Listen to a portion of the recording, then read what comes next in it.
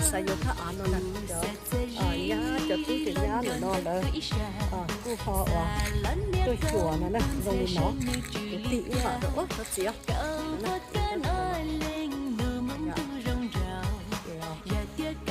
muốn được tỉ ra cho kế tao nó sẽ giá khai nó cho nó mà lấy tu lấy chút kế rong hay bé chỉ đi trả chết tu sẽ thế sẽ được sẽ giờ bé một sẽ mà cho căng họ tính là ổn tông rồi nhở nó sẽ giờ nó lấy lúc tua là tôi tu là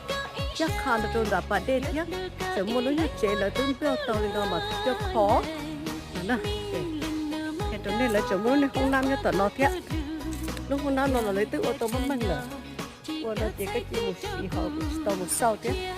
không có buồn đâu sẽ được, thì nó nhỏ, cái mà sau đi nó xí, nó rồi đi sẽ đỡ,ไปxin xin của.